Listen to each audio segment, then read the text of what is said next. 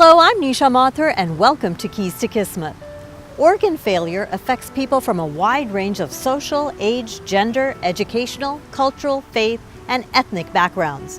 Minority ethnic groups already experience many health inequalities, and transplant services are no different. The need for organs in the Asian community is nearly 4 times higher than for the rest of the population. Rosina Dosani was given a new lease on life in 2017 when she found a suitable and, more important, willing donor for a kidney transplant. However, not everyone is as fortunate as Rosina, especially those in need of organ and tissue donations in the South Asian community, where cultural and religious beliefs prevent many from putting their names on the donating registry. Well, today we want to let you know that we desperately need to increase the number of organ donors from minority groups. This would help tackle the problem of tissue matching, crucial to transplants. Just because you're South Asian shouldn't mean you aren't able to get a vital organ transplant. We talked to Lena, a 2-time kidney recipient. She tells us about her journey and the blessings she has received. You are a 2-time recipient. I am. And the first time was your mom. Yeah. So my first transplant, which was in 1997, was from my mother. Prior to that transplant, I was actually on dialysis for 5 years. And one of my doctors suggested I register at a hospital in New Jersey. And from there, we learned about the whole process of living-related donors. It was something we weren't aware of. It wasn't something we had encountered, and we didn't realize that was an option.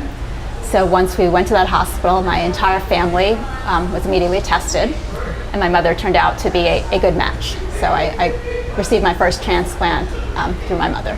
Moms always come to the rescue, right? Yeah. And my mom is healthy and doing just fine. She had no issues whatsoever. Yeah. And you needed a transplant again. Yeah. Unfortunately, a transplant is not a lifelong gift. I mean, it's a gift, but it doesn't last a lifetime. So I was fortunate enough to have that last for a good 18 years. 18 years. So my first transplant lasted 18 years, and then unfortunately it started failing, and I was placed back on dialysis. So it's a waiting game. Exactly. Again. Exactly. I was actually from the time I was put on the transplant list to when I did get my transplant, it was 8 years. The transplant waiting process in New Jersey it's very lengthy. Mm-hmm. What was that moment like when you found out that you have a match and it's a viable match? Yeah. I mean, after waiting for 8 years, you find out that it's finally happening. What was going through your head at that time? Even though I was on the transplant list and I realized that this was going to happen, it's still a bit scary. You're still anxious and there's still a bit of anxiety. And then, somebody just died. There's a different aspect to that, to where, when my mom gave me her kidney and me and my mom went home afterwards. And in this case, in the back of my mind, I realized somebody just died. And thanks, unfortunately for them, but thankfully for me, I'm now able to get a transplant. So it's hard to explain. It's a lot of mixed emotions, a lot of different feelings. Lena, as a 2-time recipient and someone who is looking great now, seems to be living a great life, what would you like to tell our viewers about why it's so important to become an organ donor? Yeah, I'm a living example of that, but both through the living donor route as well as a gift of life given through someone who has passed on.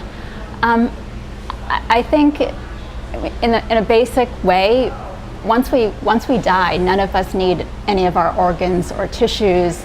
There's really no use for us once we passed on, and why not leave that behind and potentially give 8 people if you donate your organs once you pass away, you're giving 8 people a gift of life potentially if they can use those organs. Not only your organs, tissues and other things can be harvested, so up to 50 plus people could benefit from that. So I think if people could kind of look at it as maybe the last gift they've given before they've left the earth, it's just a nice thought to leave with, maybe. Dhruv and Kanchan share their stories as transplant recipients. They tell us how grateful they are and how the transplant has changed their lives.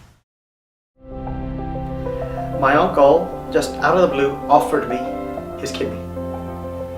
I didn't even ask him. And it was a shock to me that he did that. I've been suffering for the high blood pressure for 15 years, and there was after that there was a time that doctors said that either you go on a dialysis or you get a transplant, somebody who can donate the kidney to you. I didn't ask anybody, but my daughter Swati, she straight away thought about it and said that I would like to donate to mom. And so it was something that I volunteered for and was steadfast in wanting to make it happen. It was a better match than my parents, which is surprising because usually you expect your parents to have a better match than your uncle.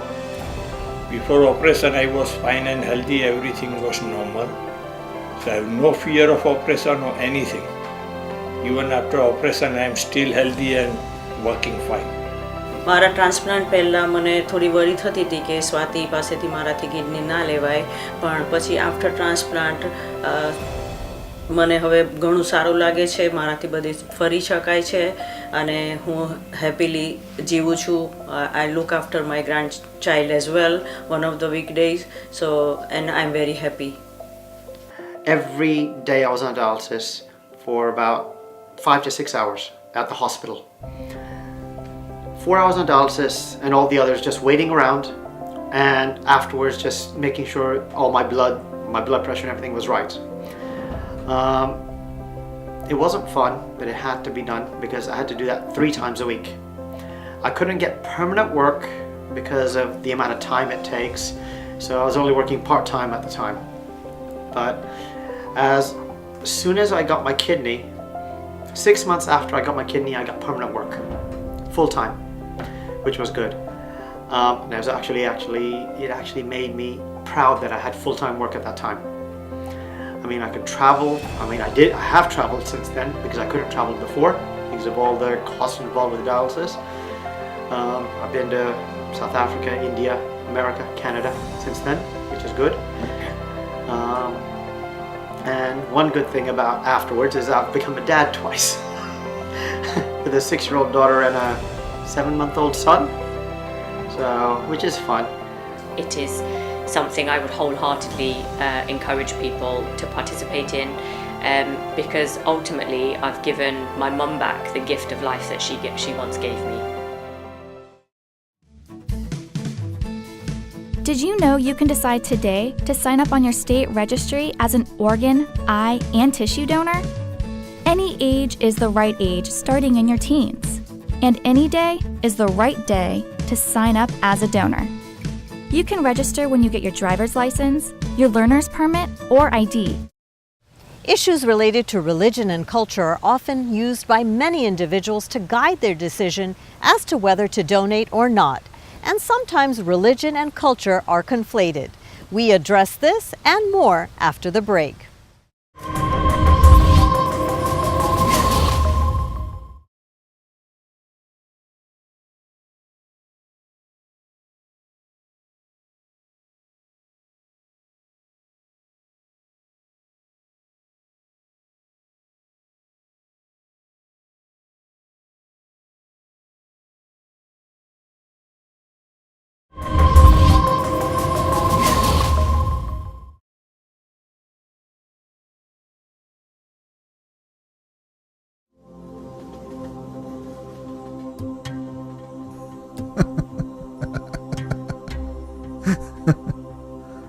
ඇයි?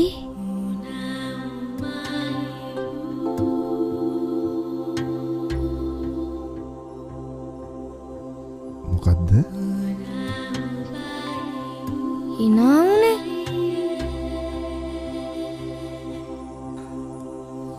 මේ පොතේ තිබ්බ දෙයකට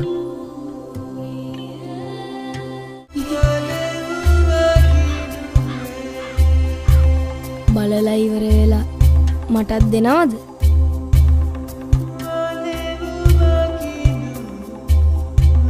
පොතද? නෑ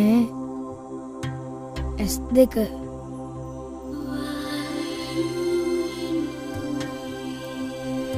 ඔබ බලා අවසන් වී දෙනෙත් පරිත්‍යාග කරන තෙක් තව කෙනෙක් මග බලන් ඉන්නවා. Indians have one of the lowest organ donor rates in the world, and it's believed that religion plays a huge role in deterring people from donating. We now shed some light on this religious angle. Hindu belief universally is that we're not the body. And so therefore, there are umpteen texts in all our scriptures which promote organ donation in essence. Regarding organ donation between living people, there's nothing in the scriptures, there's nothing that our spiritual leaders have said that tells us that we cannot be participants in this particular form of what we would call dan. Dan comes in many ways, donation, and giving life to somebody or helping somebody to live or lead a better life or a healthier life is also considered to be dan or seva in Hinduism. And our scriptures, our spiritual leaders teach us that seva is one of the ways that we can offer our support to other people. Manjinder shares her story of her mom who donated her organs and corneas. The family decided to donate 5 organs, as 5 is a significant number in the Sikh faith. My mum was really being kept alive by the machines. After we made that decision to switch the machines off, we had another meeting with the organ donation team who asked us if we'd thought about it and what we wanted to do. And no, we hadn't thought about it at all, not something that we discussed like a lot of families. And really, as it was my brother who decided, yes, that we would, because he felt like it was in keeping with my mum's very giving nature. Because she was a very devout Sikh woman, she'd say things like, you know, when you die, your soul is with God, and it really doesn't matter what happens to your body. Your body's just body, it's just flesh. So it actually doesn't matter because your soul has gone. I think my mum wouldn't have minded at all. It would have agreed with the kind of woman she was and what she believed in, certainly. But I do understand that people might have a fear about talking about these things, whether it's a cultural or religious or your background. You don't have to have these conversations regularly, but just sometimes, you know, it's absolutely fine. And certainly for a few years afterwards, you know, we got letters to explain where the organs had been donated, who they'd helped. So that was really positive. No matter who you are, you know, whatever your background is, whether you're male or female, just find out about it. See what makes you feel comfortable and make that decision.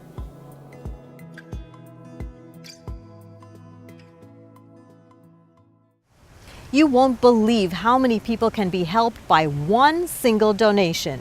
I talked to Joseph Roth, the president and CEO of NJ Sharing Network. How can someone get involved? How can someone register to become a donor? Well, that's the easiest part. They can go to our website at njsharingnetwork.org and hit the button that says Become an Organ Donor, and they'll be taken to a national registry, Donate Life America registry, and fill out the form and they become an organ donor. Another way to do it is if you have an Apple iPhone, you can go to the health app and it says Become an Organ Donor, and if you fill that out, you go to the national registry also. So easy. It is easy. Really easy. Yes, easy.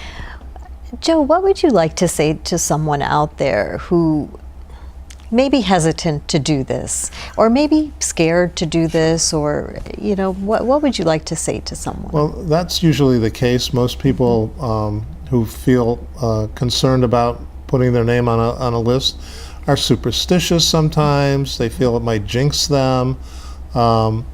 They feel if the hospital knows they want to be an organ donor, they're not going to treat them to survive. All of that is false. The hospital never even knows what your wishes are to be an organ donor until at the end of life, and so they work very hard to treat the patient. The superstitions, nothing's going to happen to you. The other thing that's an interesting statistic is less than 1/10% of the people who register to be organ donors actually become organ donors. But it's important to have your wishes known. By telling your family, have a conversation with them. If you don't want to put your name on the list, put your name on the list, and trust me, it's not going to jinx you or anything else. But if a tragedy befalls you and you have the opportunity to impact other lives through your unfortunate event, organ donation is the right thing to do. Any last words for our viewers? Well, it's always, it's a righteous thing. No religion prohibits organ donation. And, have that conversation with your family if you can't get to a registry. Let them know what your wishes are. Thank you so much, Joe, and thank you for all the amazing work that you're doing. Thank you very much, too. It was our pleasure. Thank you. कल मेरे बेटे आयुष ने उसका favourite T-shirt मंगाया है। Hospital में है वो। लिवर सिरोसिस का ट्रीटमेंट चल रहा है। कहते हैं लिवर ट्रांसप्लांट से ही कुछ हो सकता है, पर इंडिया में 100 में से सिर्फ 2 ही पेशेंट्स को डोनर मिलते हैं। आपको क्या लगता है अगले जन्म में भी वो मेरा ही बेटा बन के पैदा होगा ना?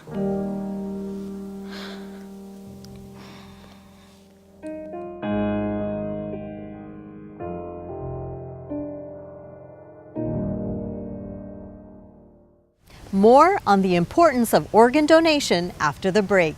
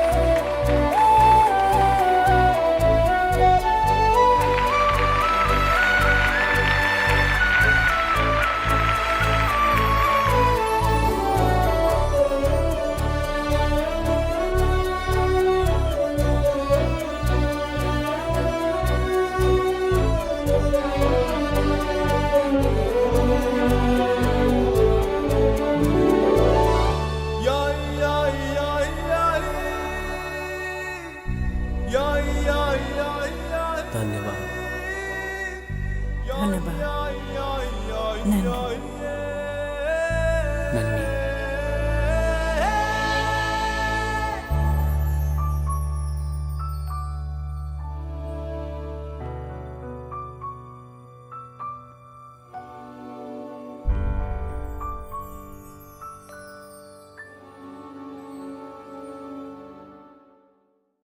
A family from Leicester tells us how their daughter saved 3 lives as an organ donor and urges the South Asian community to register.